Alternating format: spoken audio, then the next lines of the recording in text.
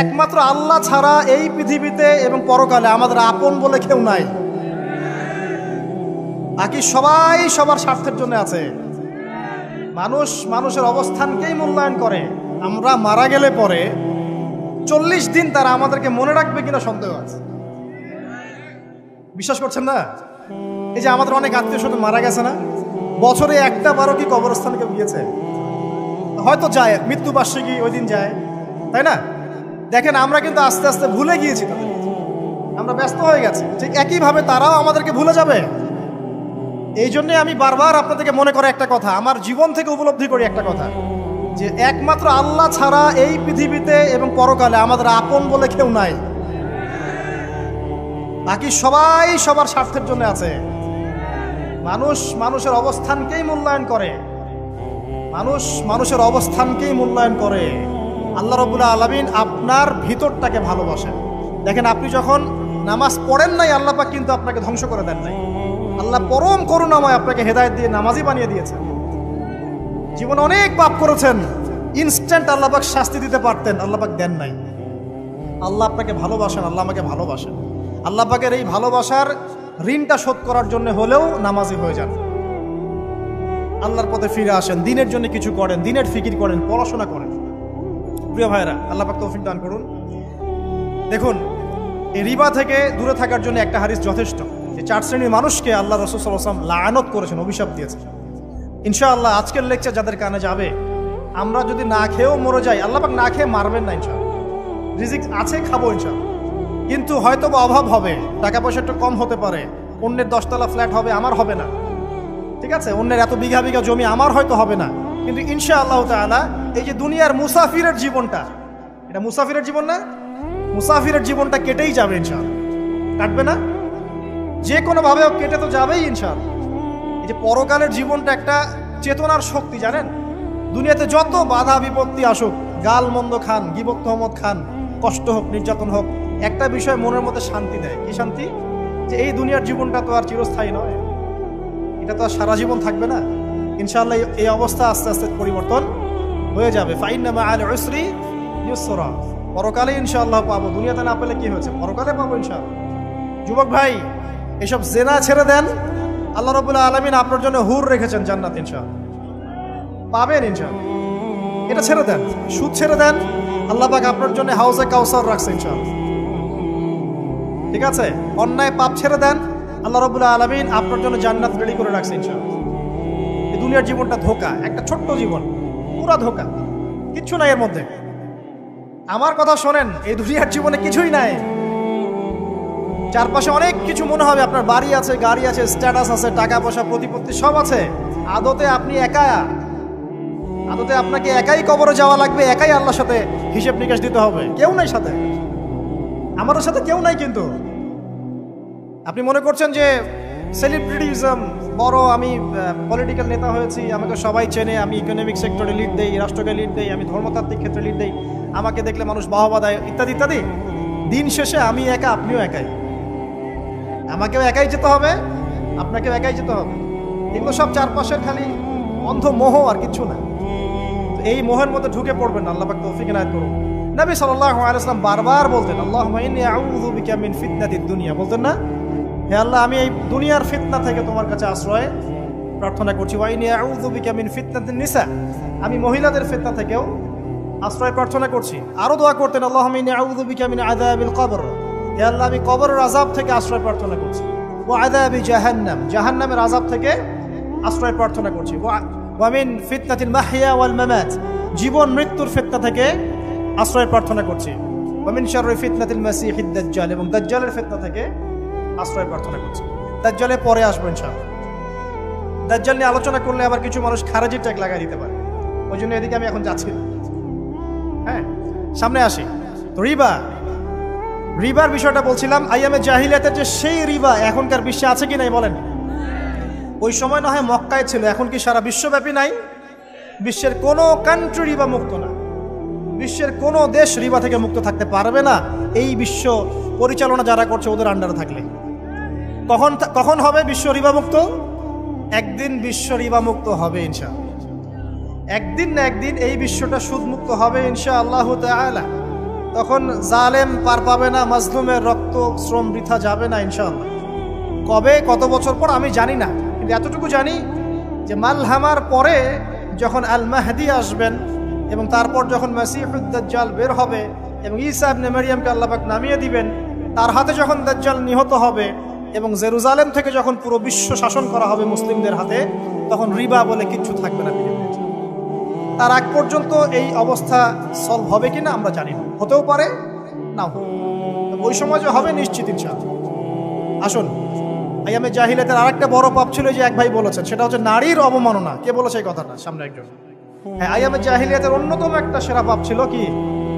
নারীর অবমাননা। এটা নিয়ে কি বলতে হবে? এখন ধর্মের মধ্যেও আমরা নারীদেরকে অবমাননা করছি। বহু নামাজি ব্যক্তি আছে আমাদের মধ্যে, দেখবেন বোনের সম্পত্তি দেয় নাই। মেয়েকে শিক্ষিত করতে চাচ্ছেন না। কেন চাচ্ছেন না? ওর কি অধিকার নাই শিক্ষার? আপনি কি জানেন যে আয়েশা রাদিয়াল্লাহু আনহার কাছে বহু সাহাবী হাদিসের তালিম নিয়েছেন, বহু হাদিস শিখিয়েছেন কে? মা আয়েশা রাদিয়াল্লাহু আনহা। তিনি যদি শিক্ষিত না হতেন শেখাতে পারতেন? তো মেয়েদের শিক্ষার দরকার আছে না? হ্যাঁ, কি বিষয় দরকার? তাদের উপযুক্ত পরিবেশ নিশ্চিত করতে হবে, নিরাপত্তা, পর্দা এগুলো নিশ্চিত করতে হবে। তারপরে মেয়েদেরকে আপনি অবশ্যই শিক্ষিত করুন। ঘরের কোণে বসে রাখতে কে বলেছে? আপনি নিরাপদ পরিবেশ দেন, পর্দা দেন, তারা মাদ্রাসা যাবে, পড়াশোনা করবে। ঠিক আছে? আল্লাহ পাক আমাদের মা বোনদেরকে শিক্ষিত করার তৌফিক দান করুন, আমিন। ভালো ভালো কোয়ালিটি সম্পন্ন মহিলা মাদ্রাসা গড়ে তোলেন। আর মেয়েরা যদি শিক্ষিত না হয় তাহলে আমাদের বাড়ির বউরা শিক্ষিত হবে। আর বউ শিক্ষিত না হলে আপনি একা শিক্ষিত হয়ে লাভ নাই। তখন ওই যে বললাম টর্চার সেল, ওই টর্চার সেলে ঢুকতে হবে আর কি। কথা বুঝতে পারছেন না? আগে বিয়ে শাদী করেন, বুঝবেন ইনশাআল্লাহ। যারা করেছেন তারা অলরেডি হাসছে যে মিটমিট করে দেন। ঠিক আছে? আচ্ছা, সামনে আসেন। দেখেন মেয়েদের অবমাননা কিভাবে দেখাবো। সবচেয়ে বড় অবমাননা হচ্ছে ওদের দেহটাকে আমরা এখন পণ্য বানিয়েছি। এই যে পর্নোগ্রাফি দেখেন, এই মেয়েগুলোর ইজ্জতের কোনো দাম নাই। মানে তাদের দেহটাকে একটা ব্যবসার সামগ্রী বানানো হয়েছে। এবং আমি একটা লেকচার দিয়েছিলাম ঢাকায়, নীল দর্পণ, দেখবেন অনলাইনে আছে। ওখানে আমি স্ট্যাটিস্টিক দেখিয়েছি যে সারা বিশ্বে এই যে আমেরিকায় শুধুমাত্র $12 বিলিয়ন ব্যবসা করে পর্ন দিয়ে। এটা একটা ব্যবসা, একটা ইন্ডাস্ট্রি। যেমন ফিল্ম ইন্ডাস্ট্রি আছে, তারপরে গানের ইন্ডাস্ট্রি আছে না, এরকম একটা ইন্ডাস্ট্রি হচ্ছে এই পর্ন ইন্ডাস্ট্রি। এখানে সবাই অ্যাক্টর, এরা হচ্ছে অভিনেতা, অভিনেত্রী। এখানে যা দেখানো হয় এগুলো কিন্তু রিয়েল না, বাস্তব না, সব ফেক। বুঝতে পারছেন না কথা? এগুলো অভিনয়, এগুলো ফেক। এবং এটা একটা ইন্ডাস্ট্রি, এর মধ্য দিয়ে মেয়েদের দেহটাকে পণ্য বানিয়ে সারা বিশ্বে ব্যবসা করছে। এবং এর একটা অন্যতম উদ্দেশ্য হচ্ছে মুসলিম যুবকদের ঈমান যেন নষ্ট করা যায়। কারণ মুসলিম যুবকদের ঈমান চলে গেলে তারা নিশ্চিন্ত যে ওদের পথে আর কেউ বাধা নাই। কারণ ওদের এই জুলুমের পথে বাধা যদি কেউ দিতে পারে তাহলে কারা দিবে? মুসলিমরা। আর মুসলিমদের মধ্যে সবচেয়ে শৌর্য বীর্য কাদের মধ্যে থাকে? যুবকদের মধ্যে। যুবকদের ঈমান যদি চলে যায় তাহলে এদের আর কোনো সমস্যা নাই। এই বিষয়টা খেয়াল করবেন যে এটা একটা ইন্ডাস্ট্রি। সো এখানে আমরা মেয়েদের দেহটাকে আমরা কি বানিয়েছি? পণ্য বানিয়ে দিয়েছি। আর এখন তো চলছে কাপড় খোলা সংস্কৃতি। প্রত্যেকটা সেক্টরে আপনি গিয়ে দেখবেন মেয়েদের ইজ্জত, সম্মান, আব্রুটাকে উন্মুক্ত করে এটাকে দিয়ে আমরা বিজনেস করছি। এটা একটা বিজনেস।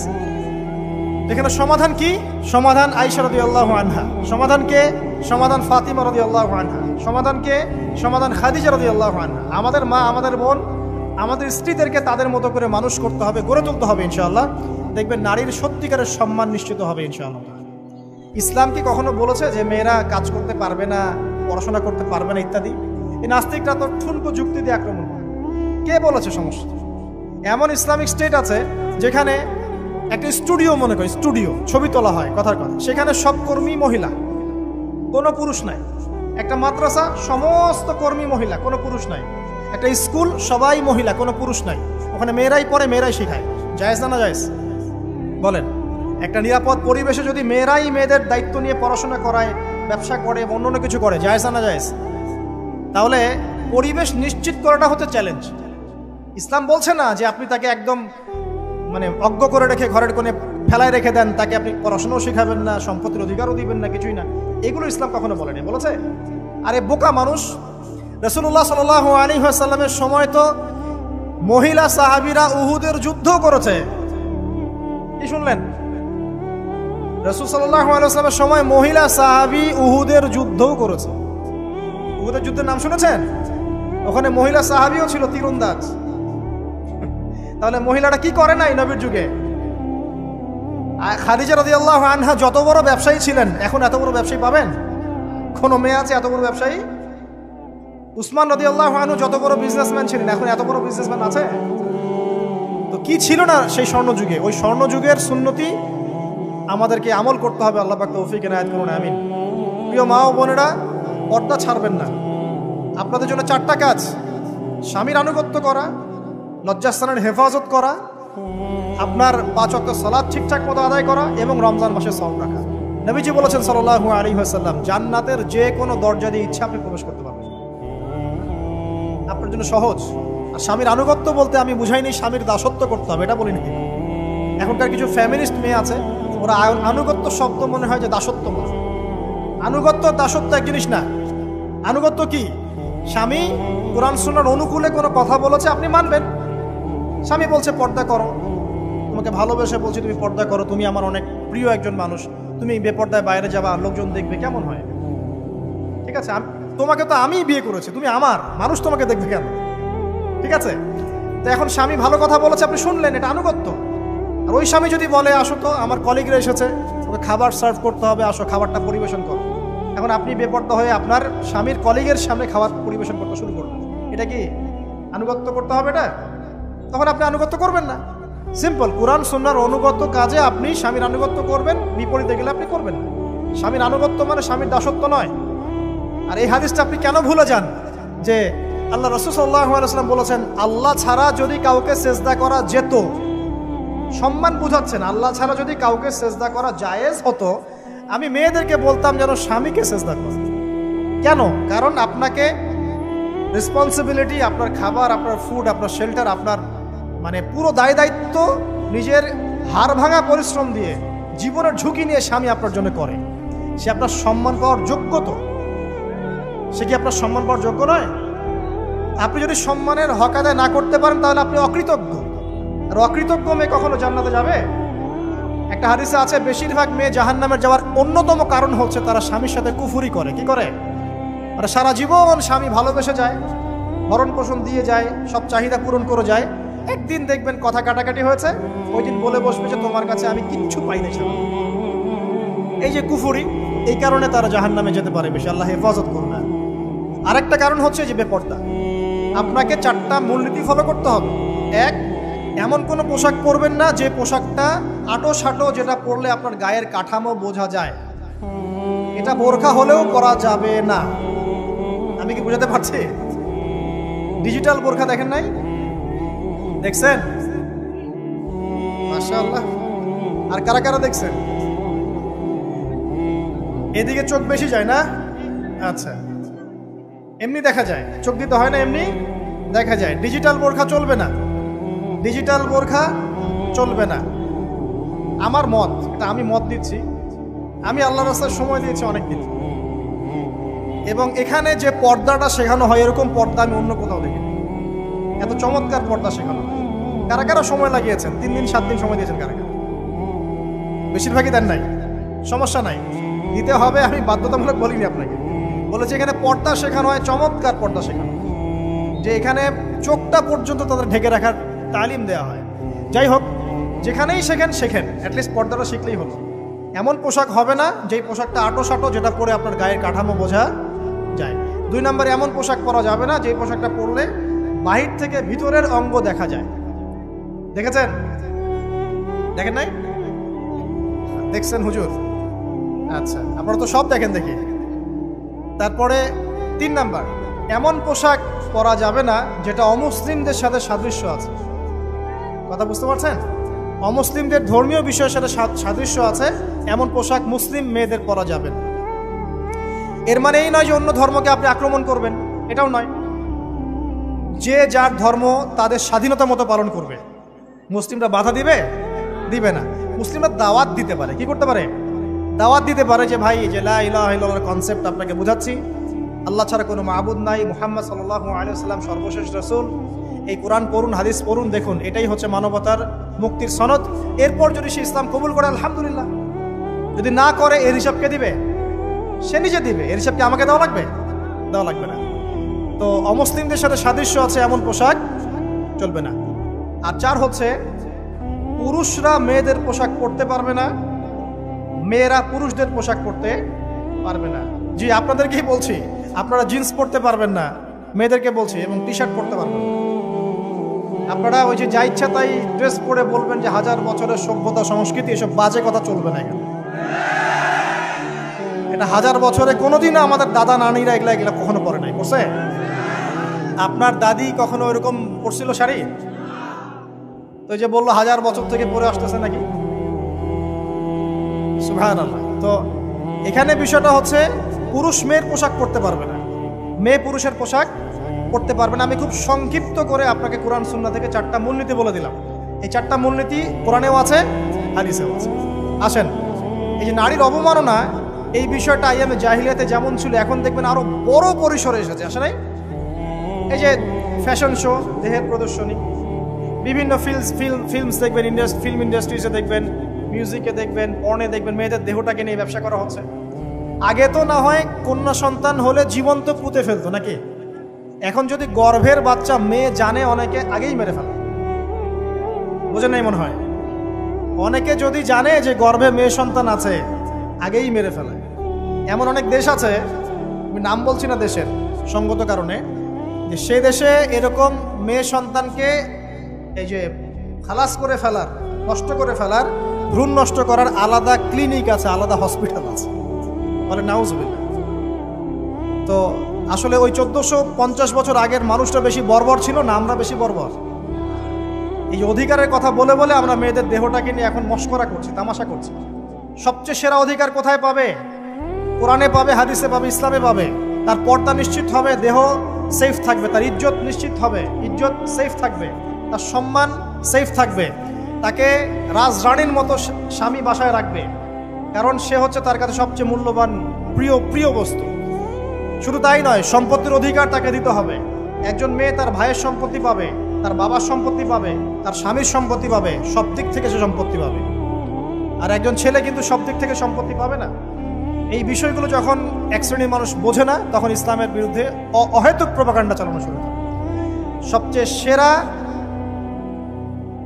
সম্মান রক্ষার উদাহরণ দেয়া হয়েছে ইসলামে, কোরআনে এবং হাদিসে। এই কথাটা আপনাদের মা বোনদেরকে বোঝাবেন, তবে নম্রতার সাথে বোঝাবেন, কারণ উচ্চবাচ্য করলে তারা কথা শুনবে। আল্লাহ রাসূল সাল্লাল্লাহু আলাইহি ওয়াসাল্লাম বলেছেন, কিছুটা বাঁকা হাত দিয়ে তাদেরকে তৈরি করা হয়েছে। যদি আপনি শক্ত করে চাপ দিতে যান তাহলে ভেঙে যাবে, আর যদি আপনি ওই অবস্থায় ছেড়ে দেন তাহলে বাঁকাই থেকে যাবে।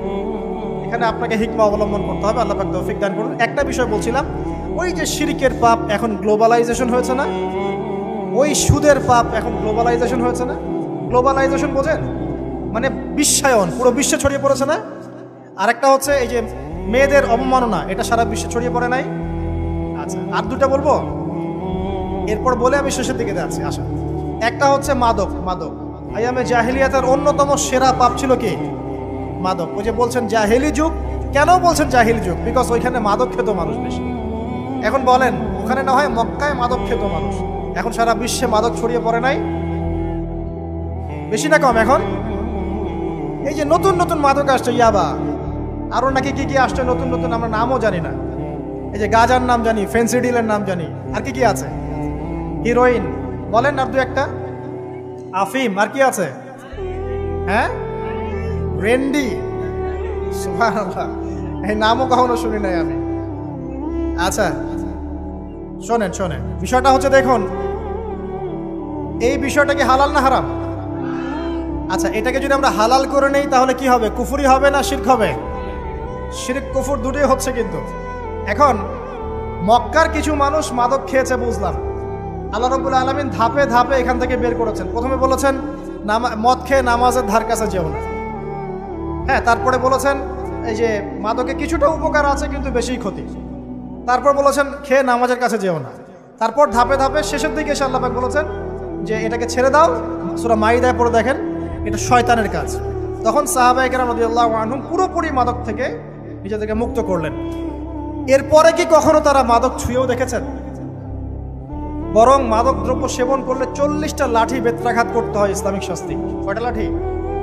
আর উমর রাদিয়াল্লাহু আনহুর সময়ে 40 লাঠিকে বাড়িয়ে 80 লাঠি করা হয়েছে। কত লাঠি? 80 লাঠি। কিন্তু আরো একটা পাপের শাস্তি আছে, বলবো? অপবাদ, এখন যেটা বেশি দেওয়া হয়, অপবাদ, মিথ্যা অপবাদ, সতী সাদী নারীর উপরে মিথ্যা অপবাদ, এর শাস্তি হচ্ছে 80 লাঠি।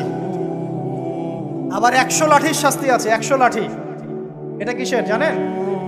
জিনা। জিনা এই যে যারা করছেন, এর শাস্তি হচ্ছে 100 লাঠি। তাও জনসমক্ষে দিতে হবে, গোপনে না। আর 1 বছরের জন্য এলাকা ছাড়া করতে হবে। রজম একটা শাস্তি আছে, রজম। এটা কি?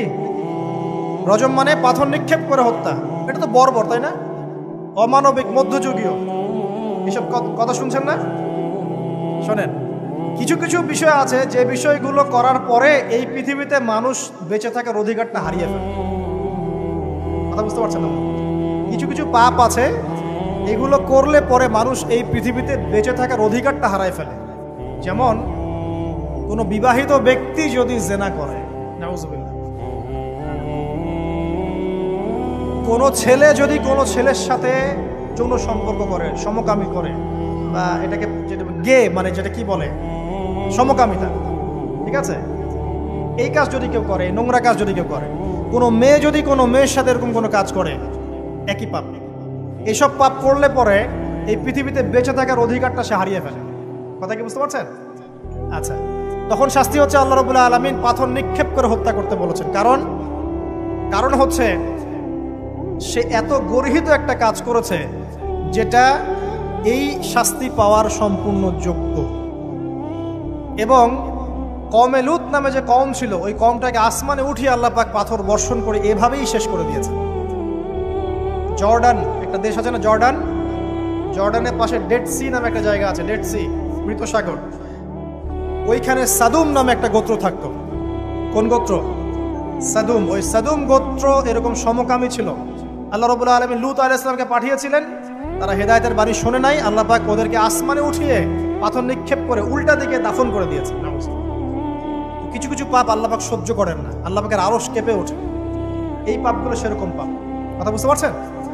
তো এই যে জিনা, পর্নোগ্রাফি, ব্যভিচার, পরকে, এগুলোর মধ্য দিয়ে আমরা নারীর অবমাননা করছি না? এবং ধর্মের মাধ্যমেও মাঝে মাঝে করছি, যখন আমরা ধর্মের নামে মেয়েদের অধিকার দিচ্ছি না। অনেকেই সম্পত্তির অধিকার দিচ্ছেন না, অনেকে শিক্ষিত করছেন না, অনেকেই আরো যৌতুক নিচ্ছেন না। যৌতুক নিচ্ছেন না অনেকেই। যে বিয়ের সময় যৌতুক নেয়, এটা তো মেয়ের উপর, মেয়ের পিতার উপর টর্চার করা, সম্পূর্ণ হারাম, সম্পূর্ণ হারাম। তারপরে দেখবেন, রিপোর্টগুলো পড়ে দেখবেন যে এই বছর 2022, এই 22-এই গভর্নমেন্ট রিপোর্ট অনুযায়ী নিবন্ধিত প্রায় 1339টা ধর্ষণের মামলা হয়েছে। এটা এখন অ্যাভেলেবল, যে কোনো সব জায়গায় ধর্ষণ হচ্ছে, এখন অ্যাভেলেবল। মানুষ এটাকে স্বাভাবিক মনে করছে, নর্মাল ধর্ষণ হতেই পারে, মানুষ এখন এমন মনে করছে। প্রত্যেক দিন পেপার খুলবেন, দেখবেন রেপের খবর। প্রত্যেক দিন খবর শুনবেন ধর্ষণের খবর। আর সব খবর তো আসে না, আসে হয়তো 10%, 20%, 30%, বেশিরভাগই আসে না। এলাকায় মোড়ে মোড়ে দেখবেন, গ্রামে গঞ্জে শহরে বন্দরে খালি ইফটিজিং দেখবেন, খালি ইফটিজিং। মেয়েদেরকে যৌন হয়রানি করা হচ্ছে, বাসে, অটোতে, টেম্পুতে, সব জায়গায়। বাসের মধ্যে মেয়েকে রেপ করে ফেলা হচ্ছে। একটা বাচ্চা মেয়ে যে বোঝেও না যে সেক্সুয়াল বিষয়গুলো কি জিনিস, ওকেও রেপ করা হচ্ছে। এই যে মহামারী, আপনি তো বুঝতে পারছেন না যে আমরা কোন সমাজে আছি।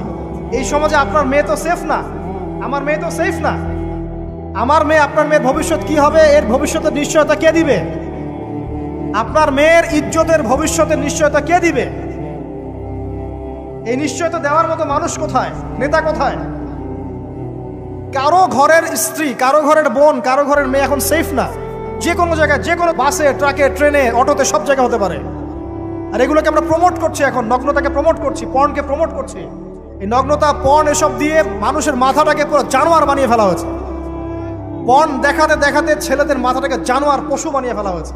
এরা এখন বোঝে না যে মেয়ে কি জিনিস, মা কি জিনিস, বোন কি জিনিস, তাও বোঝে না। ভাই বোনের সাথে জেনা করেছে, চাচাতো বোন চাচাতো ভাইয়ের সাথে জেনা করছে, চাচাতো ভাই ফুফাতো বোনের সাথে জেনা করছে।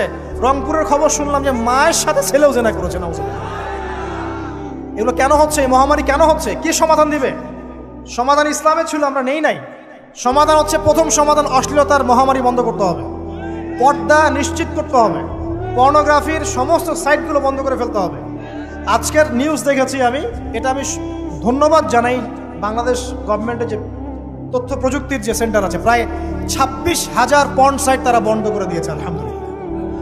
তো কথা বললে তো কাজ হবে, কথা না বললে কাজ হবে কিভাবে? 26,000 পর্ন সাইট তারা বন্ধ করে দিয়েছে।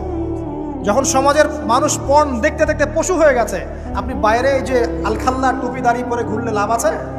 ভিতর থেকে তো আপনি পশু। দেখবেন মসজিদ ইমাম সাহেব নামাজ পড়তে এসেছে, বাসায় পর্ন দেখে আসছে, নামাজে কোনো মনোযোগ নাই।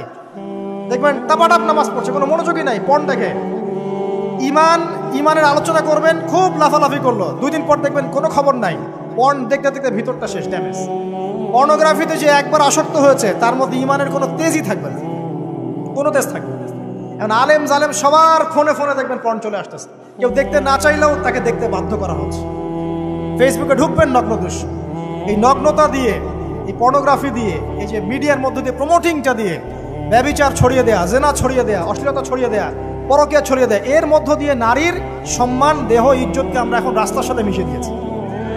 কিসের অধিকারের কথা বলছে? কিসের নারী অধিকারের কথা বলছে? খালি ডিগ্রি সার্টিফিকেট অর্জন করতে পারলেই অধিকার হয়? আমার তো ইজ্জতই ঠিক থাকলো না, আমার অধিকার কোথায় থাকলো? একটা সার্টিফিকেট অর্জন করার জন্য কলেজের মেয়েদেরকে বড় বড় নেতার বেডরুমে ঢুকানো হচ্ছে, দেখেন নাই? তো একটা সার্টিফিকেট অর্জন করতেই হবে আমাকে, নিজের ইজ্জত বিক্রি করে দিয়ে হলেও আমার সার্টিফিকেট অর্জন করতেই হবে। লাথি মারি এসব পড়াশোনার পিছনে, দরকার নেই আমার পড়াশোনা। পড়ছে বাসায়, এলাকায় এলাকায় মহিলা মাদ্রাসা করেন, মাদ্রাসায় মেয়েদেরকে পড়ান। আমি খুব দুঃখের সাথে বলছি, অনেক মাদ্রাসাতেও এরকম ঘটনা কিন্তু ঘটেছে না? এখানে একটা কথা আমরা পরিষ্কার করতে চাই, সেটা হলো যে পাপী, রেপি, ধর্ষণী, সে আলেম করুক আর জালেম করুক, ইমাম করুক আর জালেম করুক, ফাসেক করুক, সবাইকে সমান শাস্তি নিশ্চিত করতে হবে। আর শাস্তি হবে দৃষ্টান্তমূলক, যেন আরো 10 জন দেখে শিক্ষা নেয়। ওই যে ইসলামে আছে না হাত কেটে ফেলা, কি কারণে বলেন তো? কারণ সবাই যখন দেখবে এই যে খুঁটির সাথে বেঁধে একটা চোরের হাত কেটে ফেলা হয়েছে, এলাকার সব মানুষ দেখেছে, চুরি বাড়বে না কমবে? নিশ্চিত চুরি কমে যাবে ইনশাআল্লাহ। তো এই যে নারীর অবমাননার ওই যুগের চেয়ে এই যুগে বেশি না কম? আপনি ভালো করে আল্লাহর নূর দিয়ে দেখেন। আমি প্রথমে বলেছি, শুধু বাইরের চোখ দিয়ে দেখলে সব বুঝতে পারবেন না। আল্লাহ পাকে নূর দিয়ে দেখেন, কোরআন সুন্নাহর গভীর জ্ঞান দিয়ে দেখেন, দেখবেন ওই জাহিলিয়াতের চেয়ে 1000 গুণ বেশি জাহিলিয়াত এখনকার বিশ্বে চলছে। আল্লাহ পাক আমাদের মা বোনদের ইজ্জত হেফাজত করুন, তাদের সম্মান হেফাজত করুন। আমরা দোয়া করি আল্লাহ পাক তাদেরকে উচ্চশিক্ষায় শিক্ষিত করুন, নিরাপত্তা নিশ্চিত করুন। কেউ যদি ওদের দিকে খারাপ চোখ তুলে তাকায়, আল্লাহ পাক সেই চোখকে যেন ধ্বংস করে দেন। আল্লাহ পাক তাদের ইজ্জতের প্রতি যদি কেউ খারাপভাবে হাত বাড়ায়, তাদের শাস্তি যেন নিশ্চিত করার তৌফিক আল্লাহ পাক আমাদেরকে দান করেন। আল্লাহ পাক আমাদের মা বোনদেরকে মহামূল্যবান মনে করে আমাদেরকে হেফাজত করার তৌফিক দান করুন, আমিন। আর তাদেরকে যারা নগ্ন করতে চায়, আল্লাহ পাক এদেরকে ধ্বংস করে ছেড়ে দিন, আমিন। আল্লাহ পাক বলেছেন, যারা চায় মুমিন মুসলিমদের সমাজে অশ্লীলতা ছড়িয়ে পড়ুক, দুনিয়া এবং আখিরাত উভয় জাহানে আল্লাহ পাক এদেরকে ধ্বংস করুন। আরেকটা বলে শেষ করি, সেটা হলো, কয়টা বলেছি ভাই জাহিলিয়াত? ইমাম মুহাম্মদ বিন আব্দুল ওয়াহাব রাহিমাহুল্লাহ, তার একটা বইয়ের মধ্যে 1000টা জাহিলিয়াত আছে। আমি 5টা বাছাই করেছি। কয়টা? 5টা। কয়টা বলেছি? 4টা। এক হচ্ছে কি বলেছিলাম? শিরক, আছে না নাই? রিবা এখন আছে না নাই? 3 নাম্বার কি ছিল? মাদক। আর 4 নাম্বার নারীর অবমাননা। মাদক তো বুঝলেন, এটা তো আমার চেয়ে আপনারা ভালো বুঝেন, মাদক সব জায়গায় আছে। একটা কথা বলি, দেখুন মাদক নিয়ে একটা কথা বলি, শুনুন। আপনাদের কি কখনো গায়ে কখনো ফোড়া হয়েছে? কার কার গায়ে ফোড়া হয়েছে বলি? আব্দুল, আচ্ছা, কেমন ব্যথা? ফোড়া ফেটে গেলে কি বের হয়? রক্ত আর পুঁজ বের হয়, তাই তো? তো নবী সাল্লাল্লাহু আলাইহি ওয়াসাল্লামকে সাহাবীরা পরে জিজ্ঞাসা করলেন, ইয়া রাসূলুল্লাহ, কোন পাপের কারণে তাদেরকে এই শাস্তি দেওয়া হচ্ছে? নবী করিম সাল্লাল্লাহু আলাইহি ওয়াসাল্লাম বললেন, তাদেরকে এই শাস্তি দেওয়া হচ্ছে একটা পাপের কারণে, সেটা হলো মাদক দ্রব্য সেবন করা। আর ওই পানীয়টার নামও নবীজি বলে গেলেন, তার নাম হচ্ছে তিনাতুল খাবাল। কি নাম? তিনাতুল খাবাল। এই তিনাতুল খাবাল মানে জাহান্নামীদের রক্ত এবং পুঁজ। এটা খেতে দেয়া হচ্ছে মাদকদ্রব্য সেবনকারীদের জন্য। আল্লাহ রাসূল সাল্লাল্লাহু আলাইহি ওয়াসাল্লাম বলেছেন, কোনো ব্যক্তি যদি মাদক সেবন করে তার 40 দিনের নামাজ কবুল হবে না। সে যদি আবার তওবা করে ফিরে আসে, আল্লাহ পাক মাফ করে দিবেন ইনশাআল্লাহ। যদি আবারও মাদক খায়, আবার 40 দিনের নামাজ কবুল হবে না। তারপর যদি আবার তওবা করে, আবার আল্লাহ মাফ করে দিবেন ইনশাআল্লাহ। তারপর যদি আবার মাদক খায়, আবার 40 দিনের নামাজ কবুল হবে না। তারপর যদি আবার তওবা করে, আবার আল্লাহ মাফ করে দেবেন। তারপরে যদি আবার মাদক খায়, তখন আল্লাহ রাব্বুল আলামিন তাকে তিনাতুল খাবাল পান করান। প্রিয় ভাইরা, আপনারা মুসলিম না? আমরা মুসলিম না? মুসলিম যুবকদের সবচেয়ে সেরা অস্ত্র হচ্ছে ঈমান এবং নৈতিকতা। অন্যরা জাহিলিয়াতের স্রোতে ভেসে যাক, মুসলিম তরুণরা কখনো জাহিলিয়াতে যাবে না ইনশাআল্লাহ। আমার সাথে ওয়াদা করেন যে কোনো প্রকার মাদক দ্রব্যের সাথে সংশ্লিষ্ট থাকবেন না। একটা সিগারেটেও কখনো টান দিবেন না। কারণ সিগারেটটা কি? সিগারেট আপনাকে আস্তে আস্তে অন্য মাদকের দিকে নিয়ে যাবে। সিগারেট খাওয়া শিখেছিস, এখন গাঁজাও খা। গাঁজা খাওয়া শিখলে এখন ওটা খা, এই করতে থাকে। এক পর্যায়ে আপনি এখান থেকে আর বের হতে পারবেন। এখানে আপনার দেহের ক্ষতি, আপনার মস্তিষ্কের ক্ষতি, আপনার পরিবারের ক্ষতি। এমন আপনি যদি পরবর্তীতে গিয়ে পরিবার গঠন করতে চান, আপনি সুখী পরিবারও গঠন করতে পারবেন না, কারণ ভিতর থেকে আপনি নিজেকে শেষ করে ফেলছেন।